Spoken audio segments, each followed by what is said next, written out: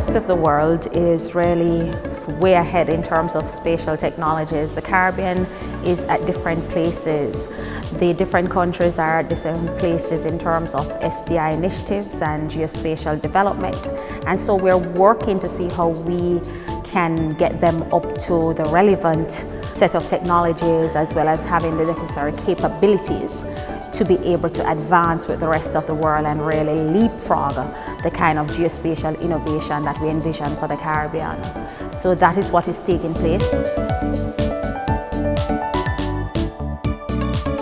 There are several players that are working. Mexico, through the UNGGIM Americas, has enacted a Caribbean project, and that has really helped in terms of the development of many of the Caribbean countries. We've been actively helping to educate governments across the region as to the importance of geospatial information and also why this is critical, especially in attaining the Sustainable Development Goals.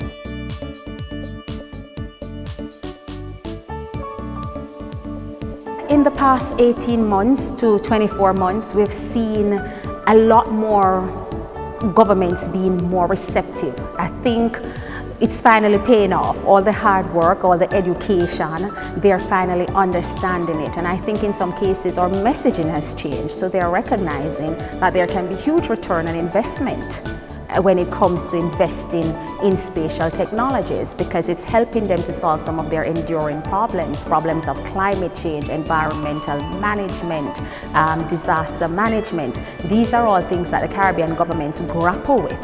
And so they are realizing, because all of these have one thing in common.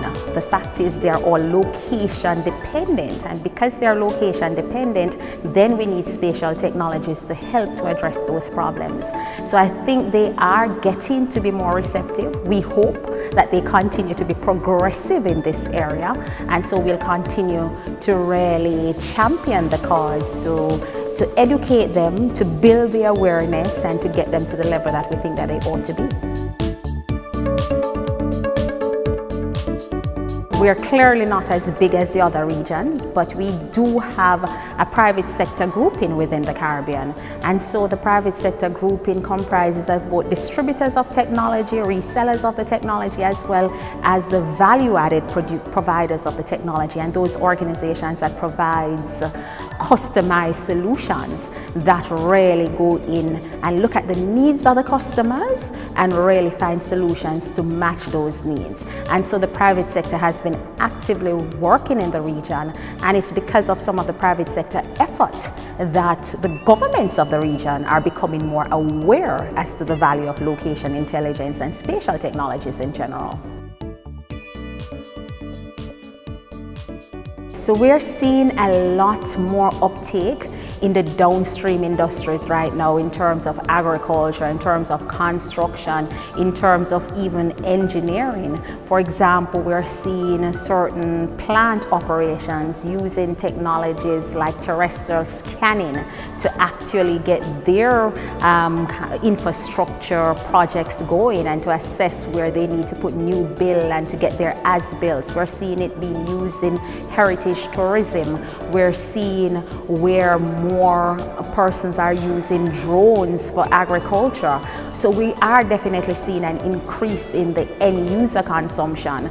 And as it relates to even the common consumer of the technology, with the fact that location aware technology has become so pervasive, we are seeing where businesses are becoming recognizing that they need to geolocate their business information and really extract some amount of location intelligence from that, so that they can serve their customers better, understand where their customers work, where they play, where they relax, and then being able to do more of target marketing. So we're seeing some of that.